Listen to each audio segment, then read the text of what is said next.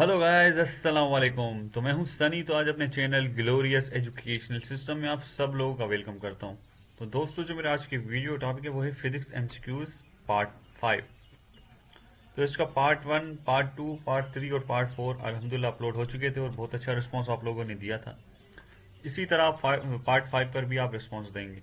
तो ये वीडियो भी बहुत शॉर्ट होने वाली है, तो वीडियो को एंड तक लाजमी देखें। और हाँ, अगर आप हमारे चैनल पर न्यू हैं तो चैनल को जरूर सब्सक्राइब कर देना और बेल आइकन को दबाना मत भूलिएगा ताकि हमारी लेटेस्ट वीडियोस आप तक पहुंच सकें। तो बिना टाइम वेस्ट किए वीडियो स्टार्ट करते हैं। तो क्वेश्चन नंबर 1 जो हमारे सामने, द पिच डिपेंड्स अपॉन।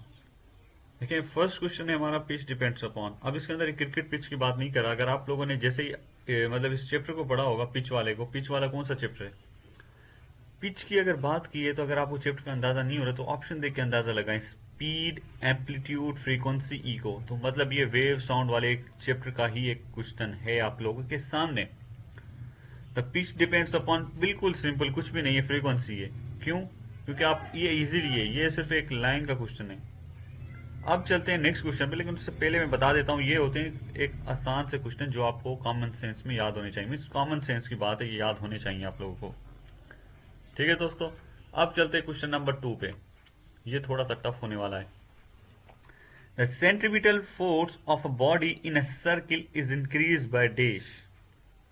देखें, सेंट्रीपिटल फोर्स, अगर आपने सेंट्रीपिटल फोर्स के बारे में पढ़ा है तो आपको सेंट्रीपिटल एक्सीलरेशन भी पढ़ी होगी, आप लोगों ने सेंट्रीफ्यूगल फोर्स भी पढ़ा ही होगा।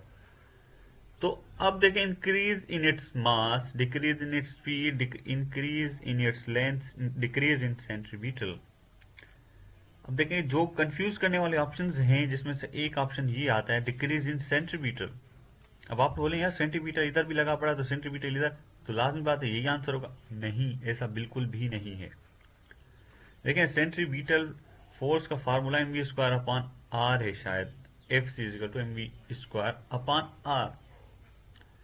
तो एम वी मतलब एक तरह से देखा जाए डिक्रीज इन स्पीड्स तो खैर नहीं हो सकता, क्योंकि वी स्क्वायर लगा हुआ है। आर की बात अभी नहीं हो रही। Increase in its length, length तो कहीं दिख ही नहीं रही मुझे, फार्मूले में कहीं लेंथ दिख रही है? नहीं। तो इसी तरह इसका जो राइट आंसर है वो है increase in its mass. M V square upon R means mass directly है सेंट्रीपिटल फोर्स से। ठीक है दोस्तों, क्वेश्चन नंबर 2 का जो राइट आंसर है वो है ए, इंक्रीज इन इट्स मास। अब चलते हैं क्वेश्चन नंबर 3 की तरफ। The strength of a magnet depends upon. अब ये भी एक कॉमन सेंस का ही सवाल है। अब देखें, ये अगर कौन से चैप्टर में चाहता है, ये एक इलेक्ट्रोमैग्नेटिज्म चैप्टर का नाम है, शायद उस चैप्टर का ही ये क्वेश्चन है। ठीक है, अब क्यों ये उस चैप्टर का क्वेश्चन है, खैर आपको तो खैर पता अंदाजा ही हो गया होगा कि देखें, क्योंकि लेंथ ऑफ करंट की बात की हुई है। ठीक है, number of turns of coils, current through coils, NOT की नहीं, एनओटी कॉमन चीज है। द स्ट्रेंथ ऑफ मैग्नेट, सबसे बड़ी बात मैग्नेट्स की बात की, इस वजह से है ये इलेक्ट्रोमैग्नेटिज्म का। तो देखें, the strength of magnets depends upon, strength of magnet, common sense का सवाल है, simply number of turns of coil. ये मतलब कि बिल्कुल सिंपल सवाल था, इसका आंसर ये ए, इसमें कोई भी मतलब खासियत नहीं है। अगर आप ट्रिक फॉलो करना चाहते हैं, देखें, अगर एनओटी की तरफ आप जाना चाहते हैं कि नन ऑफ दीज, मैं आपको पिछले एमसीक्यूज में ही बता चुका हूं कि नन ऑफ दीज जो ऑप्शन है ये ना होने के बराबर ही टिक होता है, मतलब राइट होता है। ज्यादातर ऑप्शंस जो आते हैं वो हमारे सी ऑप्शन राइट होता है या बी ऑप्शन राइट होता है। ठीक है, मैं ये बात बता चुका हूं आप लोगों को पहले। तो एनओटी की तरफ ज्यादातर नहीं होता, तो इसलिए आप एनओटी की तरफ जा ही ना तो बेहतर है। अब चलते हैं question number 4। The work of a body is equal to the product of dash, force and displacement, velocity and time, mass and acceleration. अब क्या है, ये कुछ कुछ लड़के मतलब जो कि स्टूडेंट्स हैं वो रटाफिकेशन करते हैं, work of a body is equal to the product of theirs. अब देखें, इधर लिखा हुआ है वर्क ऑफ बॉडी। अब क्या रटाफिकेशन में होती है, तो वर्क किसके बराबर है, the product of force and displacement. अब बोलते हैं यार इधर तो बॉडी आया हुआ है, इधर उधर बॉडी नहीं था, तो मे भी इधर जो हो वेलोसिटी एंड टाइम हो, या मास एंड एक्सेलरेशन हो, या मास एंड वेलोसिटी हो, इस तरह का कुछ सोचते हैं।